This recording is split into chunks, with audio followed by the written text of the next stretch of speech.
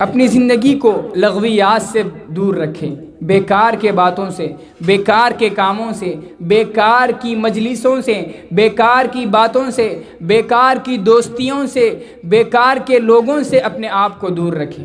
ان سے آپ کا کچھ فائدہ ہونے والا نہیں، نہ دنیاوی فائدہ ہوگا نہ اخروی فائدہ ہوگا، دین کا بھی کوئی فائدہ نہیں ہوگا، دنیاوی اعتبار سے بھی آپ کو کچھ ملنے والا نہیں۔ کچھ ایسی مجلسیں ہم اور آپ زیادہ تیار کر لیتی ہیں، اسی لیے خواتین کے لیے یہ مشہور کہا جاتا ہے جہاں عورتیں ہوتی ہیں وہاں بیکار کی سب سے زیادہ باتیں ہونے لگتی ہیں۔ اس سے ہمیں بچنا چاہیے، اس سے ہمیں اور آپ کی ذات کو نقصان نہیں ہونا چاہیے۔ جہاں آپ ہوتی ہوں، جہاں آپ کی مجلسیں ہوتی ہوں، وہاں اچھی مجلسیں بنانے کی کوشش کریں، دین پر اپنے آپ کو فوکس رکھنے کی کوشش کریں، دین کی باتیں کرنے کی کوشش کریں، آپس میں اپنے آپ کی اصلاح کرنے کی کوشش کریں۔ آپس میں ایک دوسروں کی اصلاح اگر کوشش آپ کرنے لگیں گی تو اب بہت ساری اصلاح ہو سکتی ہے۔ اسی لیے اللہ رب العالمین نے فرمایا، وہ بہت بڑی مشہور صورت ہے والعصر ان الانسان لفی خسر، قسم ہے زمانے کی، سارا کا سارا زمانہ نقصان میں ہے، خسارے میں ہے، بیکار میں ہے، الا الذین آمنوا وعملوا الصالحات، سوائے ان لوگوں کے جو ایمان لاتے ہیں، ایمان لانے کے بعد نیک عمل کرتے ہیں، نیک عمل کرنے کے بعد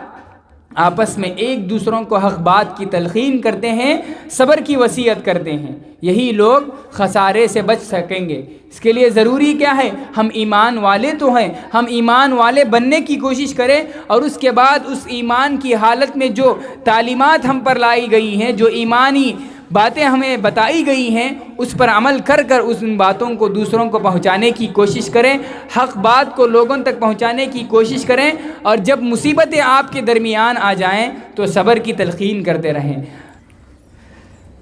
السلام علیکم ورحمۃ اللہ وبرکاتہ۔ ان الحمد للہ نحمده ونستعینه ونستغفره ونعوذ باللہ من شرور انفسنا ومن سیئات اعمالنا، من يهده الله فلا مضل له ومن يضلله فلا هادي له، وأشهد أن لا إله إلا الله وحده لا شريك له، وأشهد أن محمدا عبده ورسوله، أما بعد، فأعوذ بالله من الشيطان الرجيم، بسم الله الرحمن الرحيم، يا أيها الذين آمنوا اتقوا الله حق تقاته ولا تموتن إلا وأنتم مسلمون، يا أيها الناس اتقوا ربكم الذي خلقكم من نفس واحدة وخلق منها زوجها وبث منهما رجالا كثيرا ونساء، واتقوا الله الذي تساءلون به والأرحام إن الله كان عليكم رقيبا، يا أيها الذين آمنوا اتقوا الله وقولوا قولا سديدا يصلح لكم أعمالكم ويغفر لكم ذنوبكم، ومن يطع الله ورسوله فقد فاز فوزا عظيما، أما بعد، فإن خير الحديث كتاب الله، وخير الهدي هدي محمد صلى الله عليه وسلم،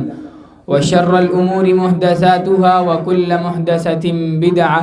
وكل بدعة ضلالة، وكل ضلالة في النار، فأعوذ بالله من الشيطان الرجيم، من همزه ونفخه ونفسه، بسم الله الرحمن الرحيم، فذكر فإن الذكرى تنفع المؤمنين۔ تمام تعریفیں اس اللہ رب العالمین کے لیے ہیں جس نے ہمیں اور آپ کو اشرف المخلوقات میں سے پیدا کیا۔ پیدا کرنے کے بعد اللہ رب العالمین نے ہماری زندگی کے اندر بے شمار نعمتوں سے ہمیں مالا مال فرمایا ہے۔ ان میں سے سب سے بڑی نعمت دین اسلام کی نعمت ہے۔ یہ نعمت سے ہم اور آپ میں کا ہر آدمی، ہر خاتون اسلام اس نعمت سے مستفید ہو رہی ہے۔ ہر مسلمان کے پاس اللہ رب العالمین کا دیا گیا ایک دین اسلام ہے، تو ہمیں اور آپ کو چاہیے کہ اس دین کی قدر کریں، اس دین کو پہچانیں، اپنی زندگیوں کے اندر اس دین کے ساتھ ہم کیا برتاؤ کر رہے ہیں، کیا ہم اور آپ اس دین اسلام کے اعتبار سے ہماری زندگیوں کو گزار رہے ہیں یا نہیں، یہ سوچنا، اس کی فکر رکھنا، یہ ہر خاتون کی، ہر مسلمان کی ذمہ داری ہے۔ ثانیاً تمام انبیاء کرام پر درود ہو، خصوصاً ہمارے اور آپ کے آخری نبی جناب محمد مصطفیٰ صلی اللہ علیہ وسلم پر، جنہوں نے اس دین اسلام کو ہم تک پہنچانے کے لیے ہر قسم کی قربانی دی، ہر قسم کی پریشانیوں کو آپ صلی اللہ علیہ وسلم نے برداشت کیا، تو تب جا کر یہ دین اسلام مجھ تک اور ہم آپ تک پہنچا ہے۔ تو لہٰذا اور آپ صلی اللہ علیہ وسلم کے پر درود بھیجنا، آپ صلی اللہ علیہ وسلم پر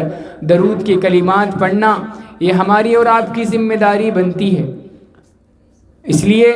کہا جاتا ہے احادیث کے اندر، آپ صلی اللہ علیہ وسلم فرماتے ہیں، جو بندہ مجھ پر ایک مرتبہ، جو خاتون مجھ پر ایک مرتبہ درود کے کلمات پڑھتی ہے تو اس پر اللہ رب العالمین کی 10 رحمتیں نازل ہوتی ہیں، 10 گناہوں کو معاف کر دیا جاتا ہے اور 10 درجات کو بلند کیا جاتا ہے۔ ایک اور حدیث میں آپ صلی اللہ علیہ وسلم فرماتے ہیں، جو بھی مجھ پر درود بھیجتے ہیں، جو بھی درود شریف پڑھتے ہیں مجھ پر، تو آپ صلی اللہ علیہ وسلم فرماتے ہیں کہ اس کے درود کو مجھ تک پہنچایا جاتا ہے، یہ آپ صلی اللہ علیہ وسلم تک پہنچایا جاتا ہے۔ تو لہٰذا ہمیں اور آپ کو چاہیے کہ آپ صلی اللہ علیہ وسلم پر درود پڑھنا، آپ صلی اللہ علیہ وسلم پر درود بھیجنے میں کسی قسم کی بھی کمی نہ پیش کریں، کسی قسم کی سستی نہ کریں۔ آپ صلی اللہ علیہ وسلم نے کہا، جس کے سامنے میرا تذکرہ کیا جاتا ہو، جس کے سامنے میرا نام لیا جاتا ہے اور وہ مجھ پر صلی اللہ علیہ وسلم تک بھی نہیں کہتا، تو یہ سب سے بڑا بخیل انسان ہے، یہ سب سے بڑی بخیل خاتون ہے۔ تو ہمیں اور آپ کو چاہیے کہ دنیا کے اعتبار سے بخیل آدمی، بخیل عورت، بخیل خاتون اس کو کہا جائے گا جو مال نہیں خرچ کرتی، پیسہ نہیں دیتی، ایسے لوگوں کو بخیل کہا جائے گا۔ لیکن آپ صلی اللہ علیہ وسلم نے شریعت کے نظر میں فرمایا کہ آپ صلی اللہ علیہ وسلم کا نام لیا جائے اور آپ صلی اللہ علیہ وسلم پر درود نہیں پڑھا جائے تو یہ بہت سارے بخیل لوگوں کی مثال ہے، بخیلی کی علامت ہے صلی اللہ علیہ وسلم۔ محترم خواتین اسلام، یہ دین اسلام ہماری زندگیوں کے اندر، ہماری زندگی کو کامیاب بنانے کے لیے، ہماری دنیاوی زندگی ہو یا اخروی زندگی کو، دونوں حیثیت سے، دونوں اعتبار سے کامیابی عطا کرنے کے لیے بہت بڑا رول ادا کرتا ہے۔ اسی لیے آپ صلی اللہ علیہ وسلم کی تعلیمات پر عمل کرنا اس دنیاوی زندگی میں کامیابی کے لیے اور اخروی زندگی میں نجات کے لیے یہ ہمارے لیے ضروری ہے اور اس کے علاوہ ہمارے لیے کوئی اور چارہ نہیں ہو سکتا۔ میں آپ لوگوں کے سامنے چند باتیں رکھ کر اپنی بات کو ختم کروں گا۔ اللہ رب العالمین آپ صلی اللہ علیہ وسلم کو قرآن کریم میں مخاطب کر فرماتا ہے، فَذَكِّرْ فَإِنَّ الذِّكْرَىٰ تَنفَعُ الْمُؤْمِنِينَ۔ اے نبی آپ نصیحت کیجئے، نصیحت مومن لوگوں کو فائدہ پہنچائے گی، مومن عورتوں اور مومن مردوں کو فائدہ پہنچائے گی۔ تو لہٰذا اس آیت کریمہ سے ہمیں یہ بات معلوم ہوتی ہے، جب کبھی بھی نصیحت کی باتیں ہوتی ہیں، جہاں کہیں بھی ہو، ایسے پروگرام میں ہوں یا مساجد کے اندر ہو یا کسی بھی حیثیت سے گھروں کے اندر، جہاں بھی اس طرح کے دینی مقامات پر دینی بیانات ہوتے ہیں، تو یہ نصیحتیں انہی لوگوں کو فائدہ پہنچائیں گی جو مومن ہوتے ہیں۔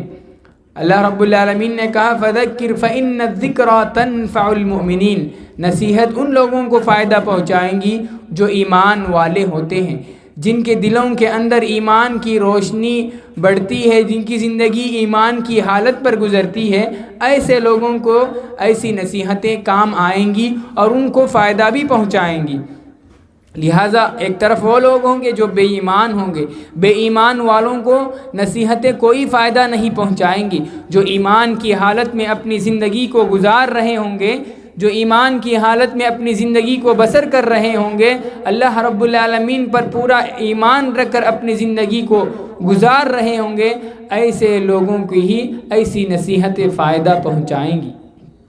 تو لہٰذا اس کے لیے ضروری ہے کہ میں اور آپ ایمان والے بننے کی کوشش کریں، ایمان کی حالت میں ان باتوں کو سننے کی کوشش کریں۔ ایسا نہیں محلے میں پروگرام رکھا گیا اور سارے لوگ آئے، بیٹھے، سنے اور چلے گئے، نہیں، ایمان کا جذبہ رکھ کر، ایمانی قوت رکھ کر، ایمانی حیثیت، ایمانی تڑپ رکھ کر ہمیں اور آپ کو ایسی باتوں کو سننا ہے اور سن کر اس کو پر عمل کرنا میری اور آپ کی ذمہ داری ہے۔ سب سے پہلی نصیحت یہ ہے کہ ہماری زندگیوں کے اندر اخلاص آنا چاہیے۔ اخلاص ایک بہت بڑی دولت ہے، بہت بڑی نعمت ہے اللہ رب العالمین کی۔ ہم جو بھی عبادتیں کر رہے ہیں، ہم جو بھی کام کرتے ہیں، اس کے اندر اخلاص ہونا یہ بہت ضروری ہے۔ اخلاص کے بغیر میں اور آپ کامیاب نہیں ہو سکتے۔ اخلاص کے بغیر ہم اور آپ، ہماری نیکیاں گناہوں میں بدل جاتی ہیں۔ اگر ہم نیک کام کر رہے ہیں، اگر اس کے اندر اخلاص نہیں پایا جاتا، خالص اللہ رب العالمین کے لیے نہیں کر رہے ہیں، تو ہماری نیکیاں گناہوں میں تبدیل ہو جائے گی۔ ایسی بات ہے کہ میں اور آپ یہاں جمع ہوئے ہیں، ہم دونوں کو یہاں بیان کرنے کے لیے بلایا گیا ہے۔ اگر ہم اس کو استعمال کرتے ہوئے اپنا فائدہ استعمال کریں گے، اپنا فائدہ ڈھونڈنے کی کوشش کریں گے، میں اچھی تقریر کروں گا، لوگوں میں مشہور ہو جاؤں گا، ایسی نیت لے کر میں یہاں آتا ہوں، تو یہاں آنا میرا ناکام ہو جائے گا۔ یہاں آنا اور آ کر دین کی باتیں کرنا اور دین کی باتوں پر آپ کو اس کی طرف ترغیب دلانا، یہ میرے لیے نیکی کا کام نہیں بلکہ گناہ کا کام ہو جائے گا۔ اس کے لیے ضروری ہے کہ آپ جو بھی کام کر رہے ہوں، دن میں ہو یا رات میں، جو بھی عبادتیں اللہ رب العالمین کے لیے کر رہے ہیں، یہ خالص اللہ رب العالمین کے لیے ہونا چاہیے۔ قل ان صلاتی ونسکی ومحیای ومماتی للہ رب العالمین، اے نبی آپ کہہ دیجئے میری نماز، میری زندگی، میری ساری چیزیں اللہ رب العالمین کے لیے ہیں۔ تو آپ صلی اللہ علیہ وسلم کو اللہ رب العالمین کہہ رہا ہے کہ آپ جو بھی نماز پڑھ رہے ہیں، آپ جو بھی قربانی دے رہے ہیں، جو بھی نیک کام کر رہے ہیں، یہ ساری کے سارے کام اللہ رب العالمین کے لیے ہونا چاہیے۔ اگر اس کے اندر اخلاص نہیں، ہم چاہیں کتنی بھی نیک کام کر لیں، ہم کتنے ہی بڑے نمازی نہ بن جائیں، ہم کتنے ہی ایسے پروگرام کیوں نہ چلائیں، ہمارے اندر اخلاص نہیں، ہم لوگوں کے لیے اور اللہ رب العالمین کی راضی کرنے کے لیے اگر نہیں کر رہے ہیں، تو یہ سارے اعمال برباد ہو کر رہ جائیں گے۔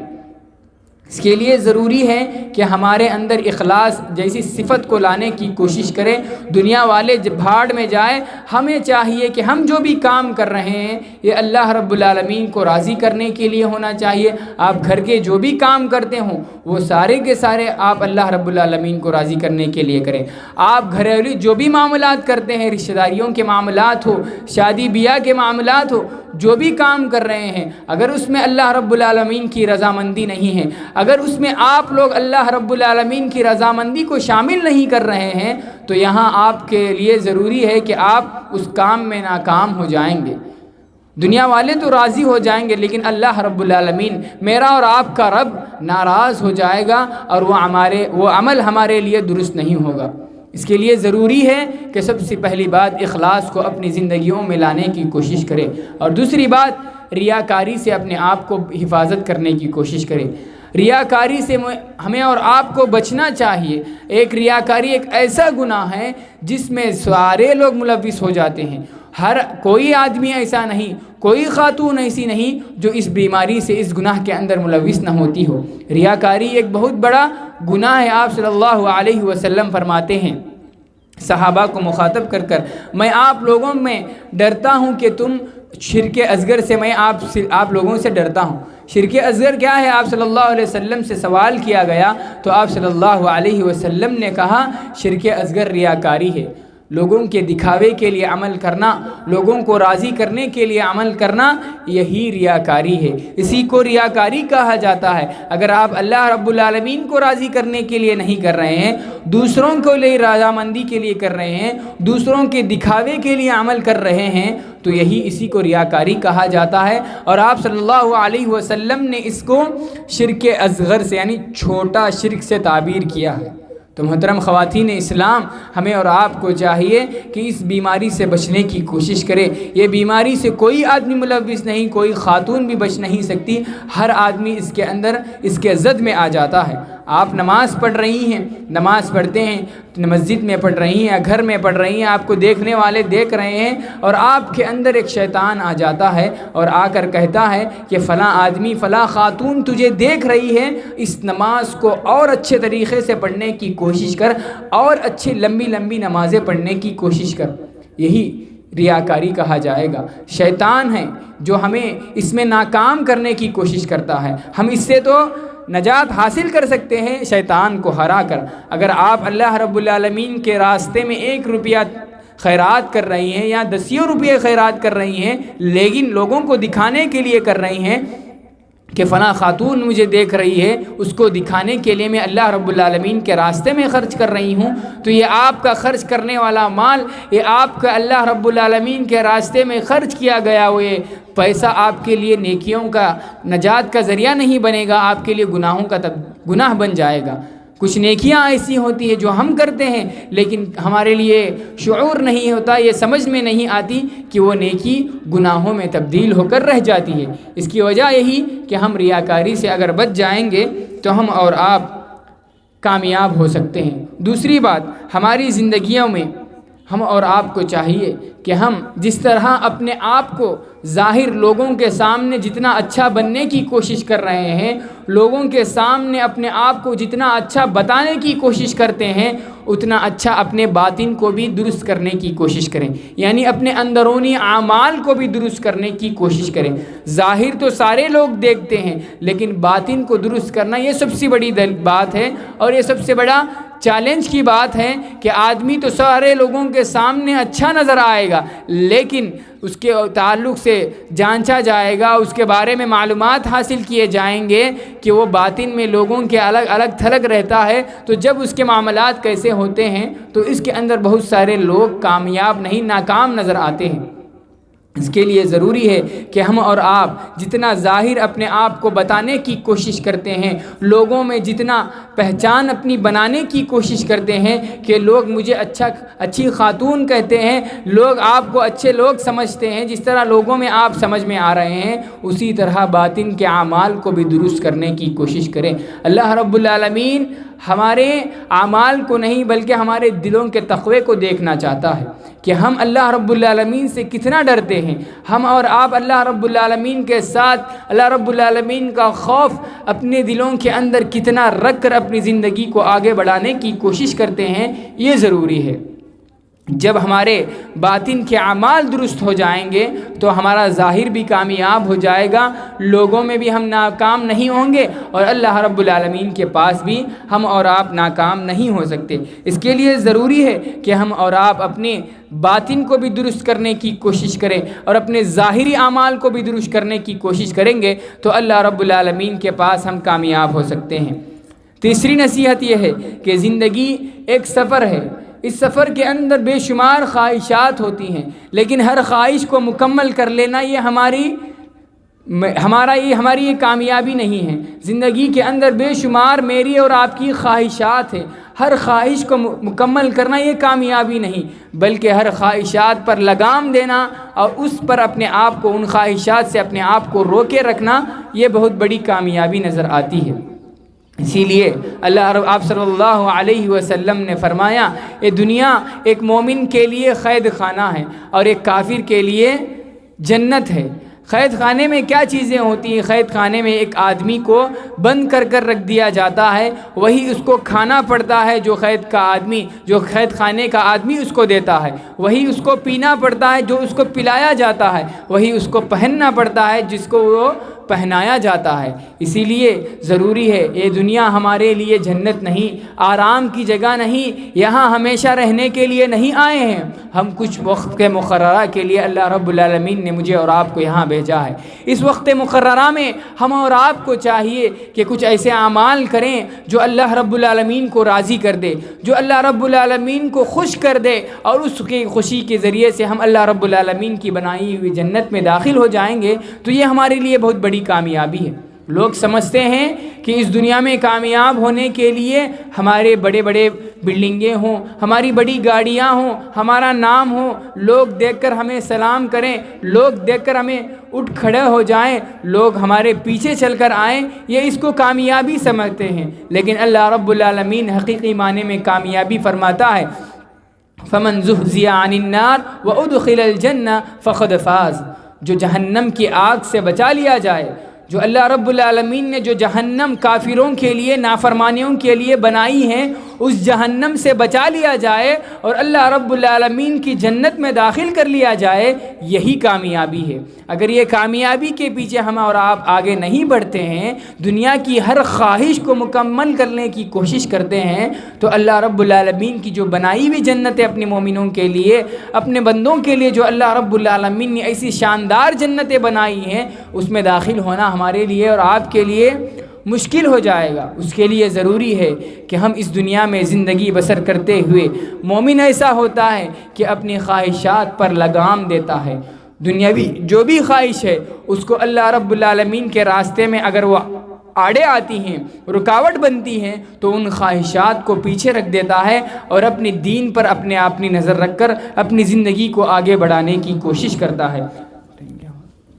اس کے لیے ضروری ہے کہ ہم اور آپ دنیاوی خواہشات پر زور نہ دیں، اپنی زندگی کو، یہ زندگی جس طرح سفر کی طرح کہا گیا کہ ایک مسافر کی طرح ہے کہ یہاں آنا ہے اور یہاں رہ کر کچھ دن اپنے وقت کو گزارنا ہے اور کچھ اعمال کرنا ہے اور اس دنیا سے رخصت ہو کر جانا ہے۔ ایک مسافر ہے، جب اس کو سفر کرنے کے لیے تیار ہو جاتا ہے تو وہ کیا کرتا ہے؟ سفر کے لیے کچھ سامان تیار کرتا ہے، اور جہاں اس کو پہنچنا ہوتا ہے وہیں اس کی فکر ہوتی ہے۔ جب ٹرین میں بیٹھ جاتا ہے، بس میں بیٹھ جاتا ہے، اس کی یہی فکر ہوتی ہے، یہی سوچ ہوتی ہے کہ میرا شہر کب آئے گا، میرا گھر کب آئے گا، میری بستی کب آئے گی، میرے رشتہ داروں کا گھر کب آئے گا، یہی فکر اس کو رہتی ہے، یہی سوچ میں اس سفر کی اس سواری پر بیٹھتا ہے، اور جب تک وہ سفر ختم نہیں ہوتا وہ اسی فکر میں رہتا ہے کہ میں کب اپنی منزل مقصود کر پہنچ جاؤں گا۔ بار بار فون دیکھتا ہے میں کب پہنچوں گا، بار بار اپنے رشتہ داروں کو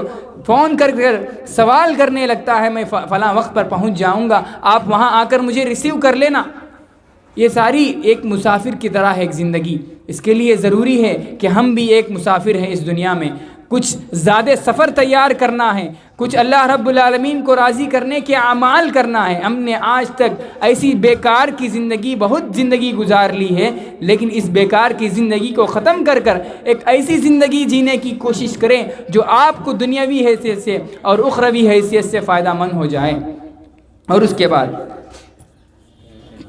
اپنی زندگی کو لغویات سے دور رکھیں، بیکار کے باتوں سے، بیکار کے کاموں سے، بیکار کی مجلسوں سے، بیکار کی باتوں سے، بیکار کی دوستیوں سے، بیکار کے لوگوں سے اپنے آپ کو دور رکھیں۔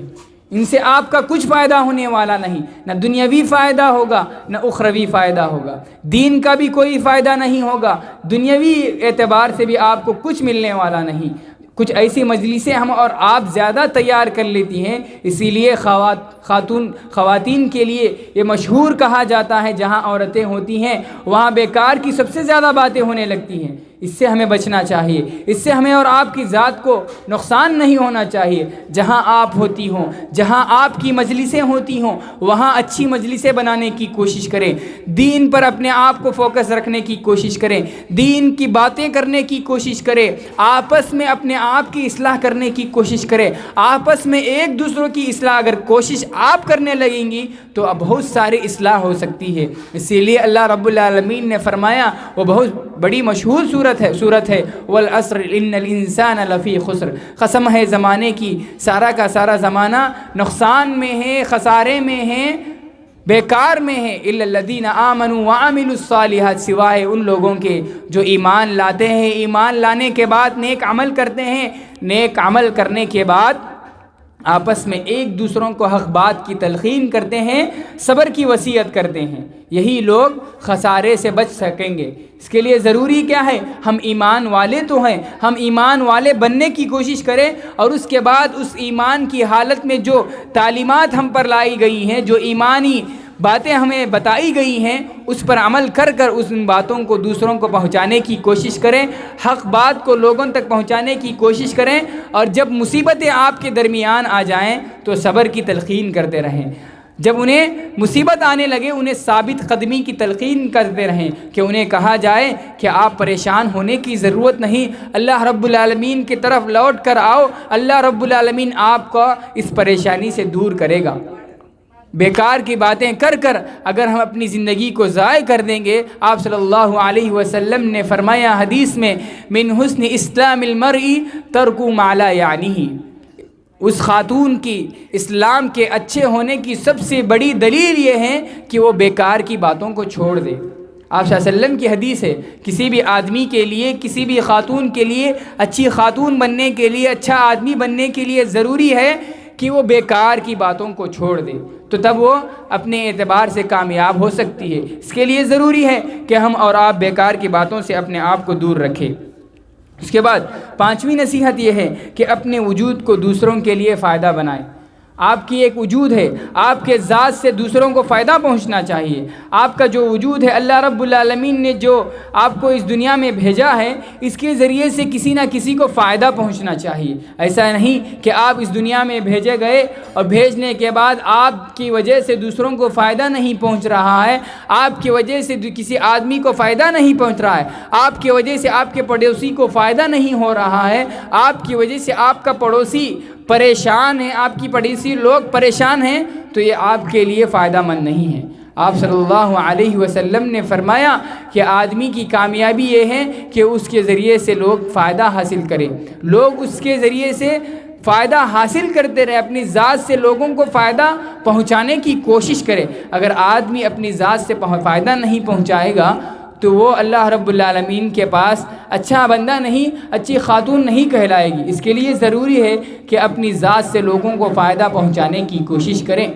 بہت سارے بیکار ہیں وہ لوگ جو اپنی زندگی گزارتے ہیں اور زندگی گزارنے کے ساتھ ساتھ اپنے ذات سے کسی کو فائدہ نہیں پہنچا رہے ہیں۔ خیر الناس انفع للناس، تم میں سے سب سے بہتر لوگ وہ ہیں جو تمہارے سے فائدہ اٹھا سکیں۔ کسی بھی حیثیت سے اگر آپ کی ذات سے لوگوں کو فائدہ پہنچ رہا ہے، آپ کی ذات سے کسی آدمی کو فائدہ پہنچ سکتا ہے، تو آپ کو اس کام کو کرنا چاہیے۔ بیکار بہت برے لوگ ہوتے ہیں، کچھ ایسے خطرناک لوگ ہوتے ہیں جو لوگوں کو فائدہ پہنچانا نہیں بلکہ نقصان پہنچانے کی کوشش کرتے ہیں۔ کچھ لوگ ایسے ہوتے ہیں جن کے پاس لوگوں کا حق ہوتا ہے اور لوگ ان کے پاس جا کر اس کو پوچھنے کے لیے بھی ڈرنے لگتے ہیں۔ کیوں؟ کہ اگر میں جا کر اس کو پوچھوں گی، میں جا کر اس کو پوچھوں گا تو وہ مجھ پر ظلم کرے گا۔ اس کو معلوم ہے کہ اس آدمی کے ذریعے سے اس آدمی کی فائدہ ہو سکتا ہے، لیکن پھر بھی وہ اس فائدے کو حاصل کرنے کے لیے ڈرنے کی کوشش کرتا ہے۔ اپنا حق اس کے پاس رکھا ہوا ہوتا ہے لیکن وہ اس کو حاصل کرنے کے لیے ڈرتا ہے، کیونکہ اس کے ذریعے سے ظلم ہو سکتا ہے، کیونکہ اس کے ذریعے سے لوگوں کو نقصان ہو جائے گا، ایسے ڈرنے لگتے ہیں۔ اس کے لیے ضروری ہے کہ اپنی ذات سے دوسروں کو فائدہ پہنچانے کی کوشش کریں۔ اب جب تک آپ زندہ رہیں، جب تک آپ اس دنیا میں رہیں گے، تو اس وقت تک آپ کی ذات سے لوگوں کو فائدہ پہنچنا چاہیے۔ اگر آپ لوگوں کو فائدہ نہیں پہنچا سکتی ہے تو نقصان بھی پہنچانے کی ہرگز کوشش نہ کریں۔ کچھ لوگوں کی یہ عادت ہوتی ہے، وہ لوگوں کو فائدہ نہیں پہنچائیں گے، لیکن جو لوگ نیک کاموں میں آگے بڑھتے ہیں، لوگوں کا خیال کرتے ہیں، لوگوں کو آسانیاں فراہم کرتے ہیں، ان لوگوں کو روکنے کی کوشش کرتے ہیں، ان لوگوں کے راستوں میں ایسی باتیں کر انہیں اچھے کاموں سے دور کرنے کی کوشش کرتے ہیں۔ اس کے ذریعے سے نہ وہ خود اپنا فائدہ پہنچا سکتے ہیں اور ان لوگوں کا بھی نقصان کر دیتے ہیں جو لوگ اچھے کام کرنا چاہتے ہیں۔ تو اس کے لیے ضروری ہے کہ ہم اور آپ اچھے انسان بننے کی کوشش کریں، ایسے انسان بنیں کہ لوگ آپ سے فائدہ حاصل کر سکیں۔ مومن کی مثال کہا جاتا ہے کھجور کے درخت کی طرح ہوتی ہے۔ کھجور کا درخت ایک ایسا درخت ہے، اس کے ہر چیز سے فائدہ حاصل کیا جا سکتا ہے، اس کے پتوں سے، اس کے بیجوں سے، اس کی ساری چیزوں سے فائدہ اٹھایا جاتا ہے۔ اسی طرح ہمیں بھی چاہیے کہ ایک ایسا آدمی بنے جو ہمارے ہر کام سے لوگ فائدہ حاصل کر سکے، جو ہماری ذات سے لوگوں کو جتنا فائدہ ہو سکے اتنا فائدہ لوگوں کو پہنچانے کی کوشش کریں۔ محترم خواتین اسلام، آپ صلی اللہ علیہ وسلم کی زندگی کو آپ دیکھیں، آپ صلی اللہ علیہ وسلم کے ساتھ آپ کی صحابیات کی زندگی کو آپ پڑھ کر دیکھیں گی تو معلوم ہوگا کہ آپ صلی اللہ علیہ وسلم کی ساری زندگی لوگوں کو فائدہ پہنچانا، لوگوں کو اچھا کرنا، لوگوں کو خیر کی طرف بلانا، ان لوگوں کو جو راستے سے بھٹک گئے ہیں اور جہنم کی طرف تیزی سے بڑھ رہے ہیں، ان لوگوں سے دور کرنا، اس جہنم کی آگ سے بچانا، یہ آپ صلی اللہ علیہ وسلم کا مقصد تھا، یہ آپ صلی اللہ علیہ وسلم وسلم کا کام تھا، اسی کام پر آپ صلی اللہ علیہ وسلم لگے رہتے تھے، چاہے اس راستے میں کوئی کتنے ہی پریشانیاں کیوں نہ آ جائیں تو آپ صلی اللہ علیہ وسلم ان تمام چیزوں کو برداشت کیا کرتے تھے۔ تو ہمیں بھی چاہیے کہ ہم اور آپ ہماری ذات سے لوگوں کو جتنا فائدہ ہو سکے اتنا فائدہ پہنچانے کی کوشش کریں۔ اس کے بعد آخری بات یہ ہے کہ ہم اور آپ کو چاہیے کہ ہم اور آپ اپنے رشتہ داریوں کا خیال رکھیں، ہم اور آپ رشتہ داریوں کو درست کرنے کی کوشش کریں، اپنے جو رشتہ داریاں ہوتی ہیں اس کو اصلاح کرنے کی کوشش کریں۔ اگر ہم اس رشتہ داری کو یہاں کاٹتے ہیں تو اللہ رب العالمین فرماتا ہے میں اس کو کاٹ کر رکھ دوں گا۔ جب اللہ رب العالمین نے ساری دنیا کو پیدا کر دیا تو ایک رشتہ داری ہے جو اٹھ کر کھڑے ہوتی ہے اور کہتی ہے اللہ رب العالمین سے مخاطب ہو کر رشتہ داری کہتی ہے اے اللہ تو نے مجھے پیدا کیا ہے، لیکن بہت سارے لوگ مجھے کاٹ کر رکھ دیتے ہیں، بہت سارے لوگ مجھے اس دنیا میں کاٹ کر رکھ دیتے ہیں۔ تو اللہ رب العالمین نے رشتہ داری کو اس وقت مخاطب کر کہہ دیا میں تجھے اس آدمی سے جوڑ کر رکھوں گا جو تجھے دوڑنا چاہتی ہے، اور جو تجھے کاٹنا چاہتا ہے، جو تجھے دو ٹکڑوں میں تبدیل کر دینا چاہتا ہے، میں اس کو کاٹ کر رکھ دوں گا۔ یہ اللہ رب العالمین کا وعدہ ہے۔ اگر آج ہم اس دنیاوی زندگی میں رشتہ داریوں کا خیال رکھتے ہیں، آج ہم اپنی زندگیوں کو رشتہ داریوں کے حقوق کو ادا کر زندگی آگے بڑھانے کی کوشش کرتے ہیں تو ہمیں اور آپ اللہ رب العالمین سے جڑے رہیں گے۔ اگر ہم اور آپ رشتہ داریوں کو کاٹنے کی کوشش کرتے ہیں تو اللہ رب العالمین ہمیں کاٹ کر رکھ دے گا۔ آپ صلی اللہ علیہ وسلم فرماتے ہیں جو کوئی بندہ، جو کوئی بھی خاتون یہ چاہتی ہے کہ اس کے رزق میں برکت آئے اور اس کے عمر میں برکت آئے تو اس کے لیے چاہیے کہ وہ اپنے رشتہ داری کا خاص خیال رکھے۔ آپ صلی اللہ علیہ وسلم کی حدیث ہے، ہماری اور آپ کی بات نہیں، یہ آپ صلی اللہ علیہ وسلم کی بات ہے۔ جو کوئی بھی چاہتے ہیں کہ اپنے رزق کے اندر برکت آئے، اپنی عمر کے اندر برکتیں آئیں، تو ان لوگوں کے لیے ضروری ہے کہ اپنے رشتہ داری کا خاص خیال رکھیں۔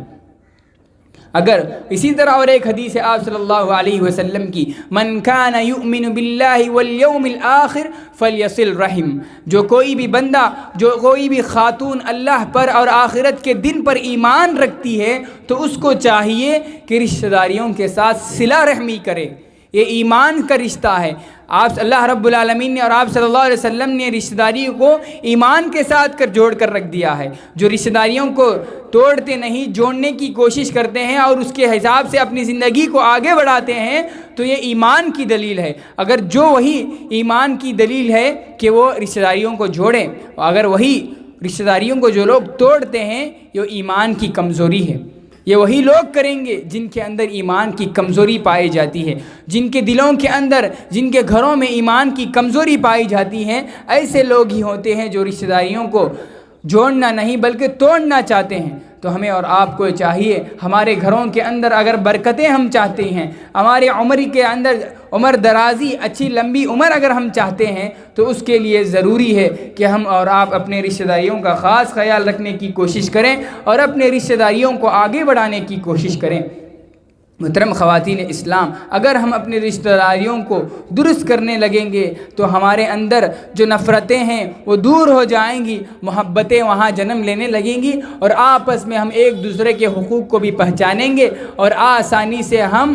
ایک اچھے آدمی بننے کی کوشش کر سکتے ہیں اور اچھا خاندان ہم اپنے آپ کو بنا سکتے ہیں کہ ایک ایسے لوگ ہیں جہاں ہر خاندان کا ہر فرد آپس میں مل جل کر زندگی گزارنے کی کوشش کرتا ہے۔ لوگ دے کر مثال دے کر کہیں گے اگر خاندان ہو تو ایسے لوگوں کا ہو کہ جو کہ سارے لوگ مل جل کر رہتے ہیں، اگر مصیبتیں آتی ہیں سارے لوگ مصیبتوں کو بانٹ کر زندگی گزارنے کی کوشش کرتے ہیں، اگر خوشیاں آتی ہیں تو سارے لوگ ان خوشیوں میں شریک ہو کر اس خوشی کو منانے کی کوشش کرتے ہیں۔ تو ایسی مثالیں لوگ دینے کی اوپر مجبور ہو جائیں، ایسے خاندان بننے کی کوشش کریں، ایسے گھر والے بننے کی کوشش اگر میں اور آپ کہلائیں گے، کر پائیں گے تو اللہ رب العالمین کا وعدہ ہے کہ وہ اللہ رب العالمین اور آپ صلی اللہ علیہ وسلم کی حدیث ہے کہ ہماری عمر میں بھی برکت آئے گی، ہماری رزق کے اندر بھی برکتیں آئیں گی۔ جو آج ہمارے گھروں کے اندر بے برکتی آئی ہے، جو ہمارے کاروبار کے اندر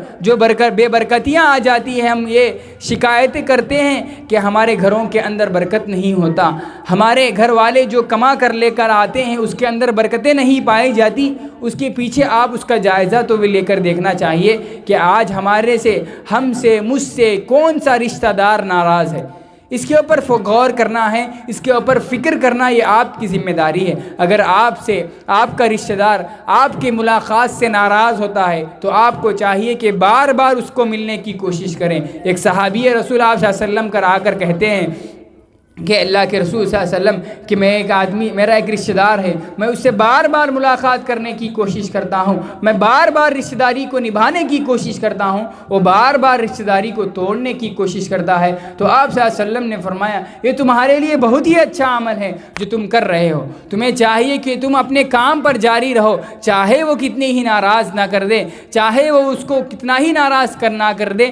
آپ اس کو راضی کرنے کی کوشش کریں۔ ایک صحابی رسول راستے میں جا رہے تھے، ایک فرشتہ آتا ہے آدمی کی شکل میں، آ کر اس آدمی سے کہتا ہے کہ اے آدمی، اے صحابی، تم کہاں جا رہے ہو؟ تو وہ صحابی رسول کہتے ہیں فلاں بستی میں، فلاں گاؤں میں ایک میرا بھائی رہتا ہے، میں اس سے ملاقات کرنے کے لیے جا رہا ہوں۔ تو وہ فرشتہ سوال کرتا ہے کیا وہ آپ کا سگا بھائی ہے کیا؟ تو صحابی رسول کہتے ہیں نہیں۔ کیا آپ کے اوپر اس کی کوئی ذمہ داری ہے کیا؟ نہیں۔ کیا آپ اس کا کوئی قرض ادا کرنے کے لیے جا رہے ہو کیا؟ نہیں۔ تو پھر کیوں جا رہے ہو؟ صرف وہ صحابی رسول کہتے ہیں میرا صرف اس سے یہی رشتہ ہے کہ میں ایک ایمان کی حیثیت سے، ایک مسلمان کی حیثیت سے میں اس کے ملنے کے لیے جا رہا ہوں۔ ان کے درمیان کوئی رشتہ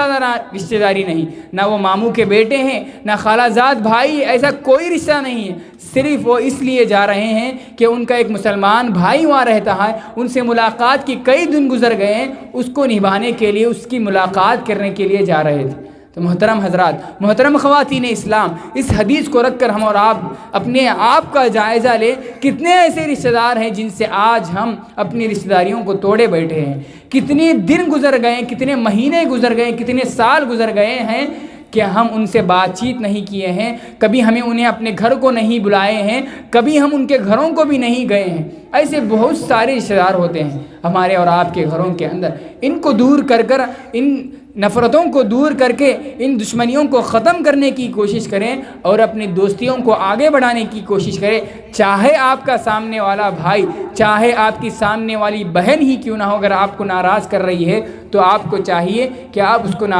راضی کرنے کی کوشش کریں گے تو ہم اور آپ کامیاب ہو سکتے ہیں۔ محترم خواتین اسلام، میں امید کرتا ہوں کہ جو بھی باتیں یہاں رکھی گئی ہیں آپ لوگوں نے اس کو غور سے سنا ہے، تو اس کے لیے اس کے ساتھ ساتھ ضروری ہے ہم جتنا سنتے ہیں اس سے کہیں زیادہ اس پر عمل کرنے کی کوشش کریں۔ صرف سن لینا ہی کافی نہیں، اسی لیے میں نے شروع میں ہی وہ آیت کریمہ پڑھی، فذکر فإن الذکری تنفع المؤمنین، نصیحت کیجئے، نصیحت ان لوگوں کو فائدہ پہنچائے گی جو ایمان والے ہوتے ہیں، جو بے ایمان ہوتے ہیں، جن کے اندر ایمان نہیں ہوتا، ان کو نصیحت کوئی فائدہ نہیں پہنچا سکتی۔ اس کے لیے ضروری ہے کہ ہم نے یہاں ہم آئے ہیں، یہاں بیٹھے اس لیے ہیں کہ ہمارے دلوں کے اندر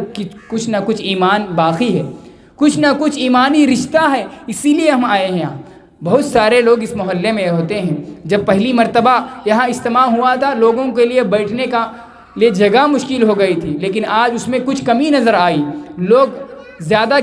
سے زیادہ تعداد میں نہیں آئے۔ کیوں؟ کہ اللہ رب العالمین نے انہیں توفیق نہیں دی، اللہ رب العالمین نے انہیں ہدایت نہیں دی کہ یہاں ایک دینی باتیں ہونے والی ہیں، وہاں آپ کو آنا ہے، وہاں آ کر کچھ نصیحت حاصل کر جانا ہے۔ یہ اللہ رب العالمین کی توفیق کی بات ہوتی ہے، یہ اللہ رب العالمین کی ہدایت کی بات ہوتی ہے۔ مجھے اور آپ کو اللہ رب العالمین نے ہدایت دیا ہے، اللہ رب العالمین نے ایک موقع نصیب عطا کیا ہے، تو اس سے فائدہ اٹھانے کی کوشش کریں۔ اللہ رب العالمین سے دعا ہے کہ اللہ جو کچھ بھی باتیں یہاں میں نے کہا ہے، مجھ کو کہنے سے زیادہ اس پر عمل کی توفیق عطا فرمائے، اور آپ کو سننے سے زیادہ اس پر عمل کی توفیق عطا فرمائے۔ اے اللہ ہماری پریشانیوں کو دور فرما، اے اللہ ہمارے والدین پر رحم فرما، اے اللہ جو پریشان ہیں ان کے پریشانیوں کو دور فرما، اے اللہ جو لوگ قرض دار ہیں ان کے قرض کے بوجھ کو ہلکا فرما، اے اللہ جو بیمار ہیں انہیں شفاء کاملہ عاجلہ دائمہ مستمرہ عطا فرما، اے اللہ ہمارے اساتذہ کرام پر رحم فرما، اے اللہ جو لوگ بھی دعوت دین کے خاطر کاموں میں لگے اللہ تعالیٰ ان کے راستوں کو آسان فرما، اے اللہ جہاں کہیں بھی دنیا کے کونے میں مسلمانوں پر ظلم کیا جاتا ہے اے اللہ تو ان کے ظلم سے ان کی حفاظت فرما، اگر ظالم ہدایت کا مستحق ہے تو اسے ہدایت سے نواز دے، اگر وہ ہدایت کے مستحق نہیں تو اسے نیست و نابود کر رکھ دے، اے اللہ جن لوگوں نے بھی اس اجتماع کا اہتمام کیا اللہ ان کے راستوں کو آسان عطا فرما، ان کے گھروں کے اندر برکتیں عطا فرما، اور جو بھی آج کے اس اجتماع کے جو اپنا گھر اس اجتماع کے لیے قربان کیا اللہ ان کے گھروں کے اندر برکتیں عطا فرما، ان کی زندگیوں میں خوشحالی عطا فرما، ان کے گھر کے کاموں میں آسانیاں عطا فرما، ان کے گھروں کے اندر جو بھی کام باقی ہیں اس کو جلد سے جلد کرنے کی توفیق انہیں عطا فرما، اس کے لیے راستے آسان عطا فرما، آمین وآخر دعوانا الحمدللہ رب العالمین۔